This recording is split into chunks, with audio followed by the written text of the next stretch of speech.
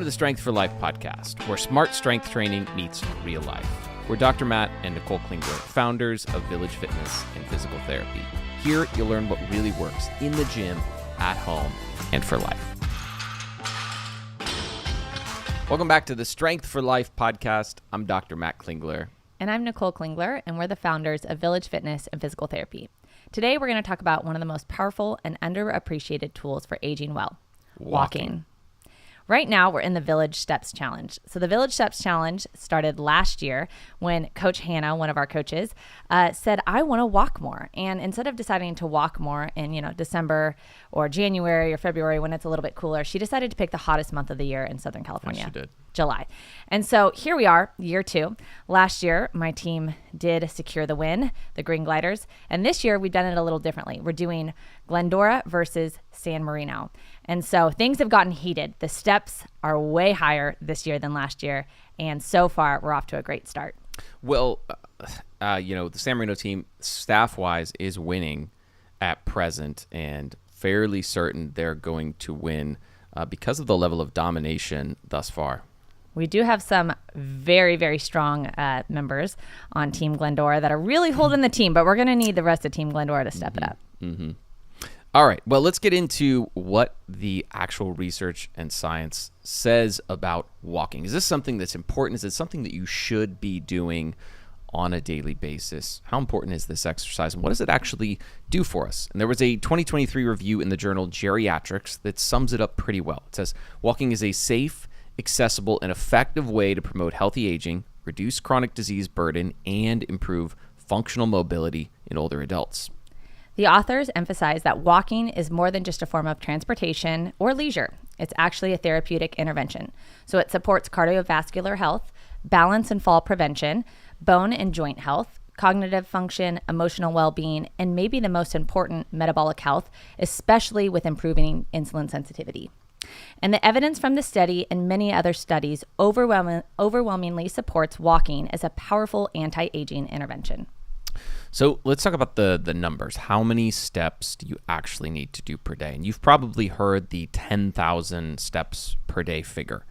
And it wasn't actually based on science that number came about. It originated from a Japanese pedometer ad campaign all the way back in 1965. There was a device that was called Manpo Kai, which means 10,000 steps meter, literally. And the character for 10,000 happens to look like a man walking. Clever marketing, no research behind it. And while 10,000 steps isn't a bad goal, it can feel intimidating, especially for people over 55. But the good news is this. There was a JAMA study done in 2021 that showed that adults who walked just 7,000 steps per day had a 50 to 70% lower risk of all-cause mortality than those who walked less. And a women's health study, where the average age was 72, found that benefits started at just 4,400 steps per day, with most of the longevity benefits peaking at around 7,500 steps per day. So you don't even need 10,000, but you do need more than what the average American gets, which is like in the ballpark of 3,000 to 4,000 steps per day. So if you look at the blue zones, which are places like Okinawa, Sardinia, Ikaria, these folks walk on average about 8,000 to 10,000 steps per day as a natural part of their life. They get a lot of gardening, they walk to visit their friends, they do a lot of yard work, and they're not really formal workouts. They're just consistent, low-intensity movement. So these folks live longer than the average American. They live with less disease, they live with more independence, and if you're over 55, you don't necessarily need to walk 10,000 steps per day. But if you want to stay lean, strong, and independent for decades to come, you probably need to walk more than the average person does today. And a lot of people think that walking 10,000, 15,000, or even 20,000 steps per day is extreme. I'll have you know that Nicole regularly walks 40,000 steps per day in the Steps Challenge and then wants me to treat her various ailments and injuries. That's true. He is a physical therapist, so you would think that I would just have unlimited. But I will not be. I'm Team sessions. San Marino. She's Team Glendora. I will not be treating the enemy for the next few weeks here during the Steps Challenge. I might treat my wife, but not the enemy. So anyways, there's no model for this high step volume in our culture today. We've been led to believe this lie that we should be sitting in the morning when we eat breakfast. We should sit in our cars on the way to work. We should sit while we're at work. And maybe we sit in our car on the way to the gym, but we sit at the gym on the machines, and we go home, we do more sitting. We sit on the couch and watch Netflix all day long.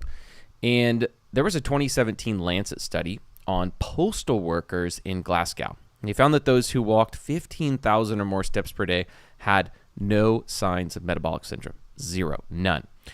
Metabolic syndrome is one of the most common diseases in America today, and it plagues the American health system in a really significant way.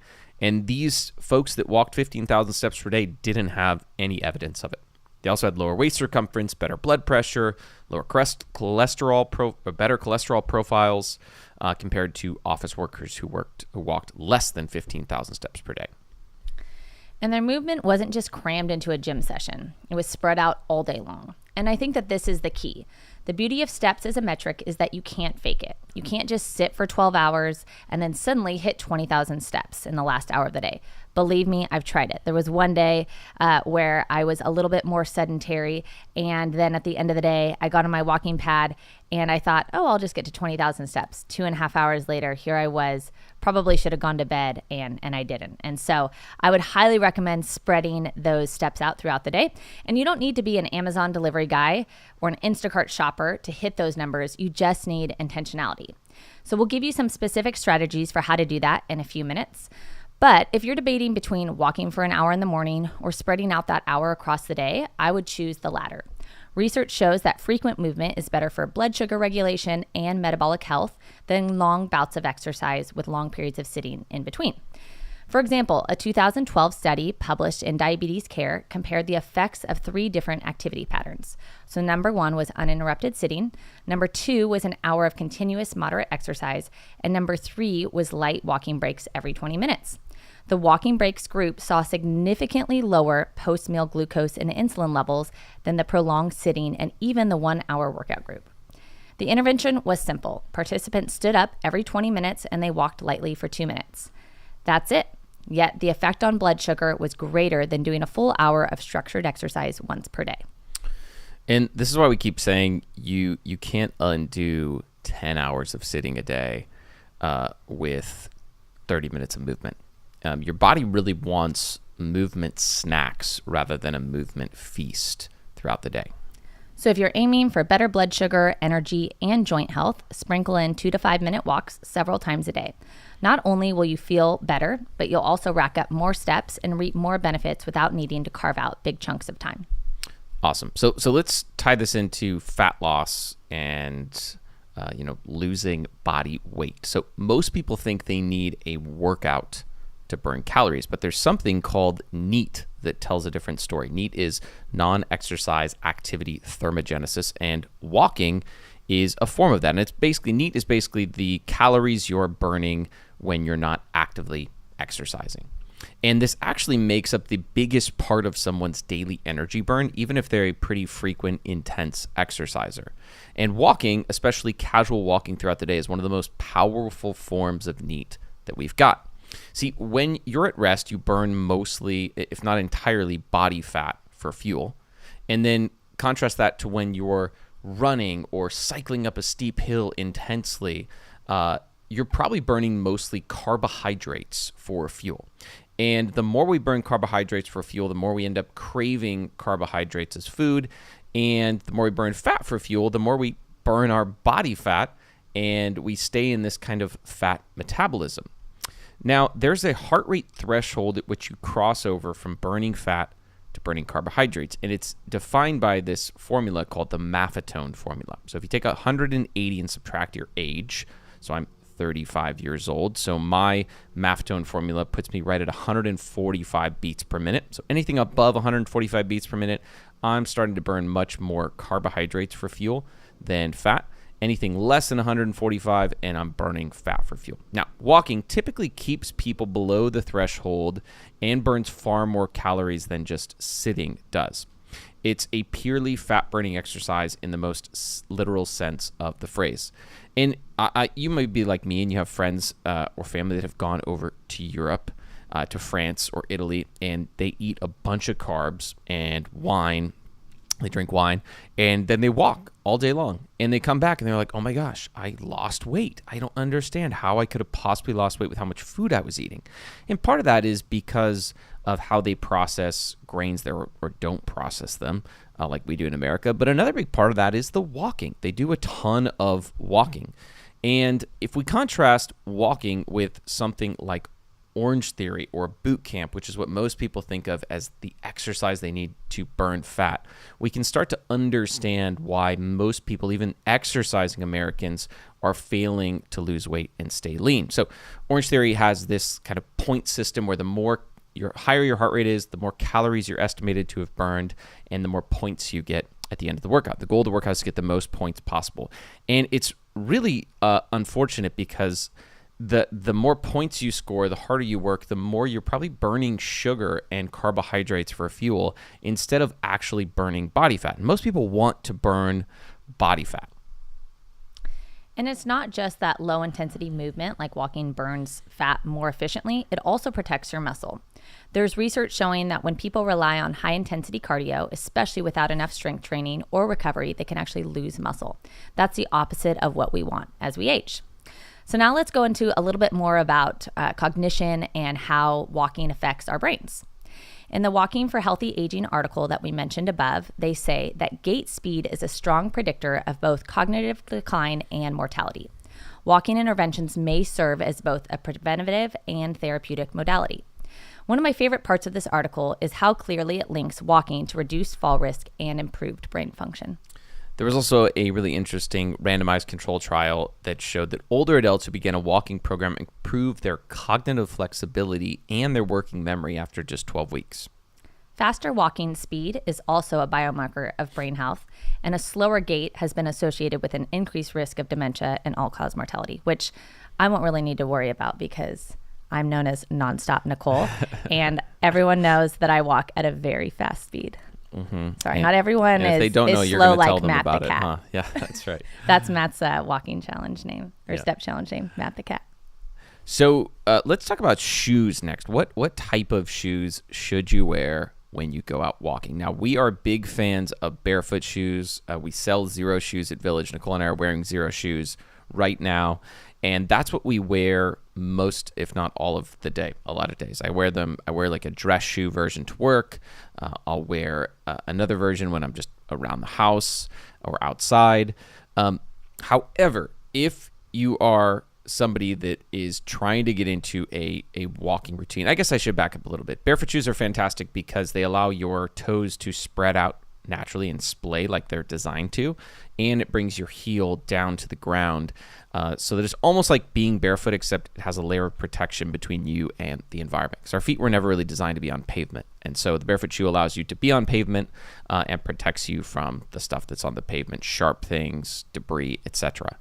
So now if you're new to walking or trying to walk 40,000 steps per day like Nicole, you're probably not going to have a great experience wearing a barefoot shoe solely. Folks end up with plantar fasciitis or Achilles tendonitis, and they get frustrated and they quit. So you're probably going to want a more padded shoe like a Hoka or a New Balance or Brooks or something like that if you're ramping up your volume or doing a lot of walking on pavement.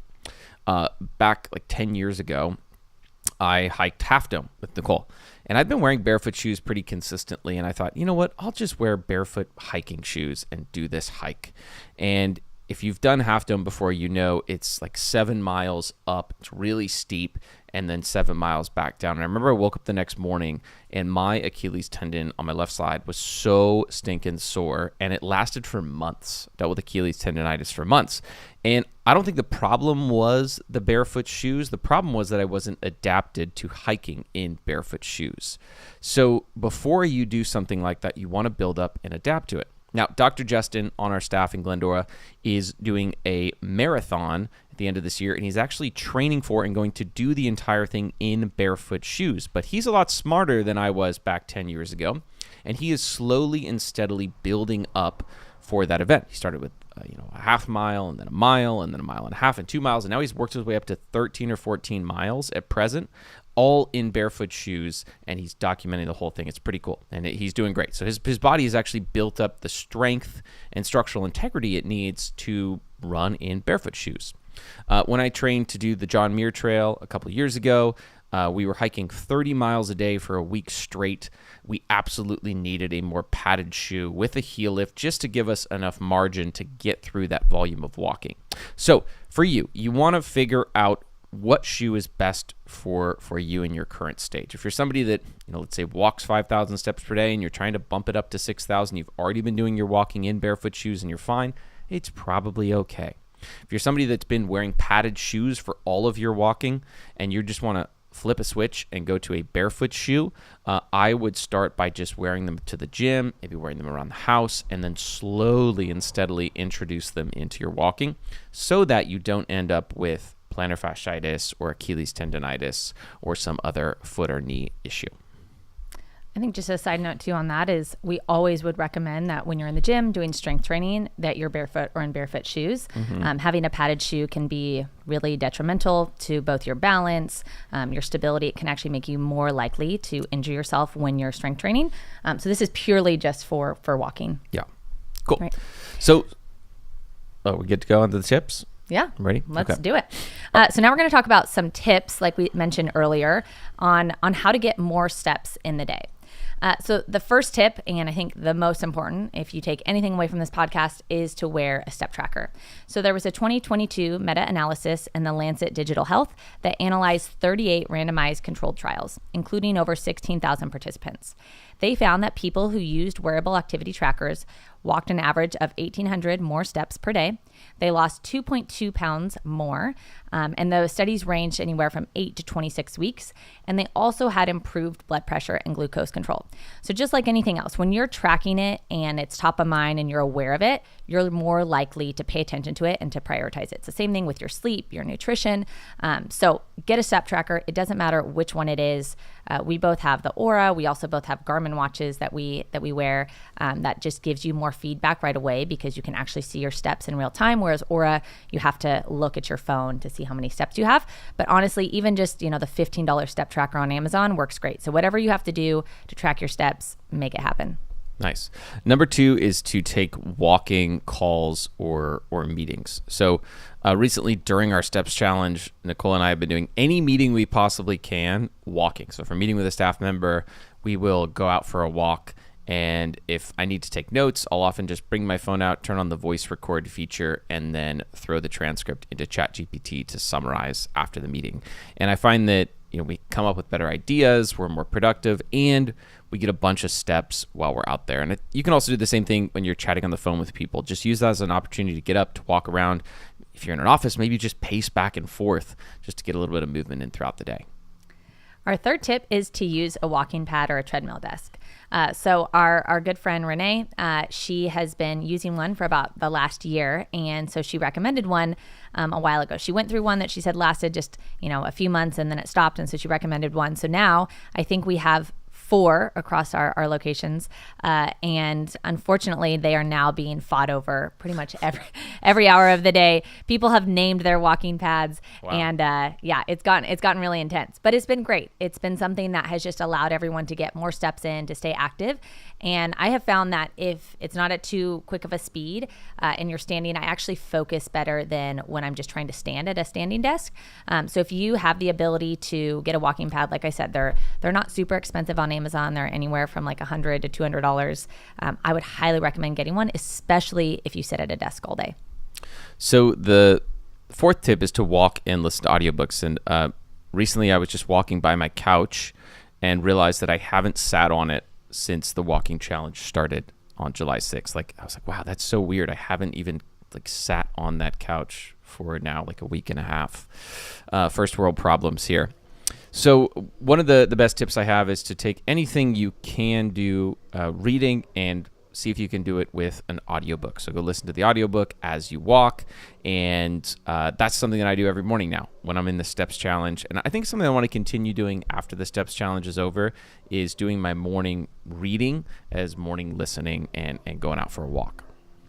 Our fifth tip is to walk between sets at the gym. This is one of my favorite things to do with clients in our small group training program, is instead of just sitting or standing, is to just move around. Often it just helps keep your joints mobile. You feel better when you just do really, really light activity. It also just helps you to focus more and to think about, like, what am I going to do next? Whereas if you just sit and kind of zone out, or most people at the gym, they'll just like look at their phone. It really doesn't help your body prepare for that next heavy set. And so, if you have rest in between sets, which you should, if you're working out at the gym and strength training, then walk between sets. And then number 6 is to get accountability or join a challenge. I think clients of ours, staff, we walk so much more when we're in the steps challenge. Like Nicole and I are averaging like 30, almost. Nicole's averaging more than 30,000 steps per day. I'm a little bit less than that. I'm a little bit embarrassed about it, but it's okay. When we're not in the steps challenge, I think I'm more like 10,000, 12,000 steps per day. So literally less than half. And it's something about competition and wanting to dominate Team Glendora has really motivated me to get out and walk a lot more. Our next tip is to set a step reminder. So every hour, I would say try to walk, even just the 2 minutes, like we talked about in that study earlier, just 2 minutes every 20 minutes or so. 20 minutes can maybe feel too short. So I think an hour is a good time period. You can honestly just set a reminder on your phone for every hour. Even better, a lot of step trackers have that built in as a function, and you can change the duration of that. But just that reminder of like, oh, I do need to get up and walk. And you'll actually notice too, especially if you're sitting down for work, if you get up and walk for say 2 minutes, you'll actually have more focus and the ability to concentrate better if you get up and walk for a couple minutes and then sit back down and continue working. Nice. And the last one is to walk after every meal. Even just 5-10 minutes is helpful. We both wore continuous glucose monitors for about 3 months at the start of this year. And one of the things I found that reduced my after meal blood sugar the most was going for a walk. I remember we went out to dinner one night and had a big steak dinner. We both had potatoes and I don't remember what else, but it was like a good amount of carbohydrates, meat, protein. And we both went after dinner. We walked for like 30 minutes and I barely saw a bump in my blood sugar after that meal, which was really interesting. It's like, well, obviously it would have been a huge spike in blood sugar because of how much we ate, but the 30-minute walk after just totally nullified it. So going for a walk right after you eat, and the research that's been done on this is pretty clear. The walk needs to be immediately after eating. So don't do the dishes, don't clean up, just go for a walk if possible, and then come back and get your stuff done. And then I think it's important to note that you don't have to get all of your steps at once. In fact, it's probably better if you don't. Movement is medicine only if you take it in the right doses. So remember, if you took anything away from this, try to get more steps, try to get them more often. That's going to be the formula for better energy, better blood sugar, and better aging. So to wrap things up, if strength training is what keeps you capable, walking is what keeps you moving. And together, they are the movement antidote to frailty, disease, and cognitive decline. So start where you are, track your steps, walk daily. I would say try to increase your steps. So say right now, if you're starting at 3,000 steps a day, then try to increase it to 4,000 steps and slowly progress that. Don't try to jump in all at once. Yeah. And then I would say add in strength training. So walking is great, but if you subtract the strength training from it, it's not going to have nearly as many benefits. And it's a really great complement to strength training. So I always tell clients, like, the best thing that you can do in between strength training sessions is to go for a walk on the days that you're not in the gym. And then watch what happens in 30 days and see how your body feels. Awesome. Well, until next time, this is the Strength for Life podcast, and we will see you soon.